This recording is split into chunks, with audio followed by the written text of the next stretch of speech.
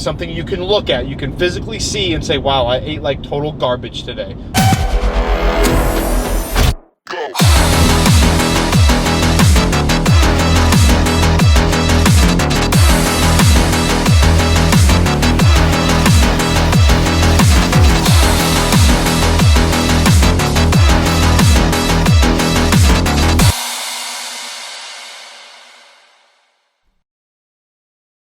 YouTube, what is going on? Colin C back with another Sunday drive.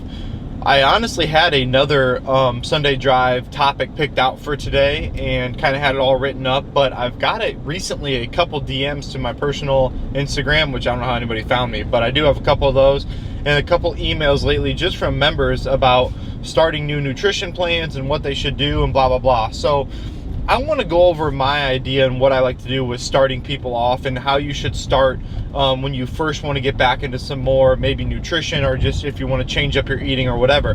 There's a lot of people that are probably going to disagree with me, and I completely am fine with that, but this is the best way it's worked for me and the clients I've been working with.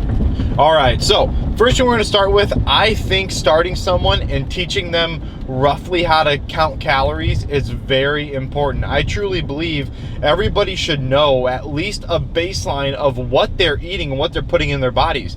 Without counting calories and weighing and measuring, or at least to show them how much they're actually consuming, there's no way to ever know it. So it's something that's really been on my nerves, because I see all these people, you can do the fist, you can do the hand, you want a thumb of butter or fat, whatever. And I understand that gets a little bit easier, and it's a little bit maybe easier for some to start that way. But in my opinion, if you're really going to make a change, and you're really going to make a change in your diet, I think you should go all in. And I always suggest to people to play around with MyFitnessPal or whatever app they want for 10 to 14 days, mess around with it, don't change too much, but understand the app, get to learn it.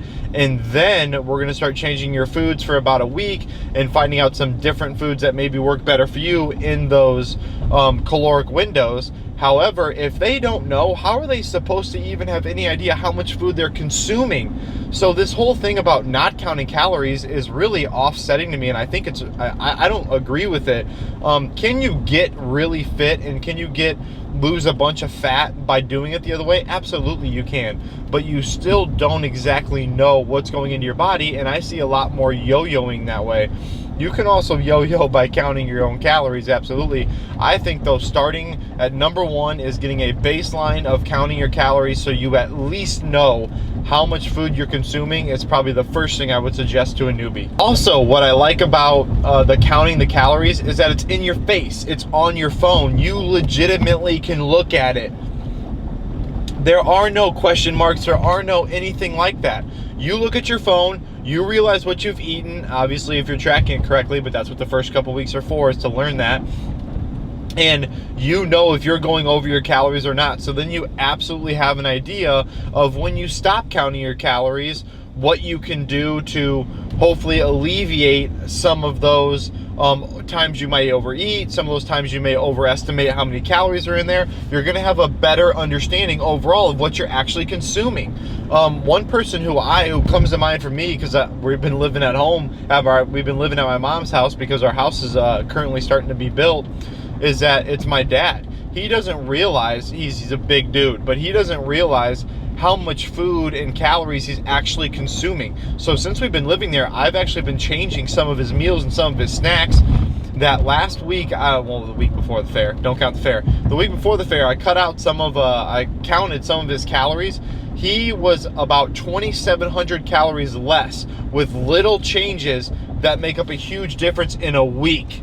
In a week, he's cutting out nearly 3,000 calories that really he didn't even know he was consuming. So little changes like that can go a long way. But again, he would have no idea, because the portion sizes and the type of meat and the cut of meat, or the ranch, the whatever, he had no idea how much he's actually putting on, without finally me being able to tell him, hey man, you may want to count that, you may want to measure that, just to get a baseline of how many calories you're actually consuming. In 1 week, he could pretty much cut out almost 3,000 calories. Now, it may have been a little bit over, but around between 2,000 and 3,000 calories in a week. that he didn't realize he was consuming, and that were just filler food and filler things to do during the day. Little things like that can add up. So again, that app in front of your face, what I'm saying is it helped him to be able to look at it and say, oh shit, I really just ate and consumed all of those. Like, you don't really realize it unless it's something in front of your face. So that is number 2 for me. You really need something general, perfect feedback. It's instant kind of results. And finally, something that kind of ties all of this together is it makes you learn about food. It makes you research it. It makes you figure out what foods you like, what foods you don't like, what foods to get more of in your diet, what foods to get less of in your diet. Are there any foods you have to avoid? Not necessarily, if they can fit and you can make them work in your diet and you enjoy them. The problem is that people they'll go all day. I have a lot of my clients like this. They're like, oh, I don't eat breakfast. As soon as you tell me you don't eat breakfast and you miss one of the most important windows for building muscle and protein synthesis, I already think it's a fucking joke. Now, I understand the whole fasting thing. I'm not getting into it. You guys know I'm not a big fasting type of guy. If you want to work on that, we can talk. You're already missing an important window for making a lot of progress when you don't eat throughout the entire day and try to fit it in one meal. I don't love that idea, but it does make you, when you wake up and then you can start getting something in your stomach right away. I suggest getting in a little bit of protein. If you go work out right away, maybe just some kind of carb is fine. But I like starting my day with food. Something small, doesn't have to be crazy. Push off your bigger breakfast till a little bit later, and then you'll be able to finally hopefully get your metabolism working in the way you want it to. What else is important about this is that you have to be willing to learn and change your food. This is so important because a lot of people are like, oh, I don't like that. Oh, that sucks. Oh, that tastes like crap. I'm like, maybe it does because you haven't eaten it properly, or maybe you haven't eaten it in a while, or maybe you haven't prepared it the way that you would actually like it. Just because I say salmon doesn't mean you have to make it taste like actual salmon. You can change it a million different ways to make it taste better, to make things that are more appealing to you. Yes, of course, you have to eat things you like, but some of you, which makes me angry, and especially for newbies, is that you're already writing off food groups and you're writing off what other people are telling you and trying to help you out because you're unwilling, because you may have had it once ago on summer vacation three years back. It's freaking crazy. Don't do that to yourself. Don't pigeonhole yourself, because then you're going to be back to your starvation diet for 3 months. You're going to look okay for 2 weeks. You're going to get fat as shit as soon as you go on vacation. And then guess what? In 3 months, you're going to be in my DMs or my email again. So again, if you really do want to change, you have got to change the way you think about food and the way you think about actually what foods you can eat, or what foods are good to eat, what foods you can have more of, what foods you probably need to avoid for a little bit longer. And if you can start working and spinning these into these more high volume, low calorie foods, it is a much more sustainable diet. And I promise you, you will be more successful.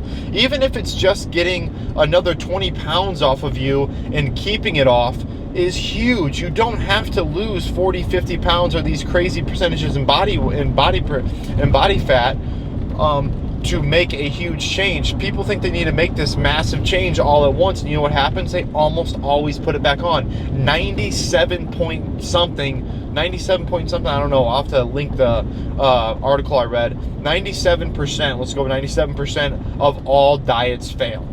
They all fail. Guess what? I guarantee you, are probably one of them. You're probably one of the people who has went on a diet and it has failed. So you have got to find something that works for you, something you enjoy, something you like to eat, something that makes it a more enjoyable experience. You don't have to cut out all your alcohol. You don't have to cut out these major food groups. You don't have to just run your body on ketones unless you don't want to. But again, thinking that you have to cut out crazy amounts of food because you don't know what's in them or you don't like them, you have to be willing to change. And that's one of my biggest things for newbies and people who are asking me for help. And I have new clients every single week who always ask me for help on nutrition. You've got to be willing to change. The shit you've done for the last however many years has gotten you to the place you're at. And unless you're willing to make a change, nothing will change. You will keep going in this death spiral of fat, not as fat, to kind of fat to not as fat to really fat to not as fat, and this will be your whole life until you realize you're 40, 50, 60 pounds overweight and 50 years old and not happy at all. All I'm asking, 3 things. If you're a newbie, if you haven't messed with your diet too often, if you're just getting started, whatever it may be, 3 things I would suggest. Number 1, let's count those calories just to start figuring out what's in your food. It's not going to stay forever. I'm going to do another Sunday drive on not counting your calories and why I don't love it. But I think for a newbie it's big. Number 2, using an app, something with direct feedback, something you can look at, you can physically see and say, wow, I ate like total garbage today. Something that will tell you that. And finally, number 3, be open to new ideas. Be open to new foods. Just have a mindset to where, hey, this may work for me. Let me give it a try for a certain amount of time and see if it works. All right, guys, that's going to be it for today. If you did your workout today, please like and subscribe. We will catch you in the next one.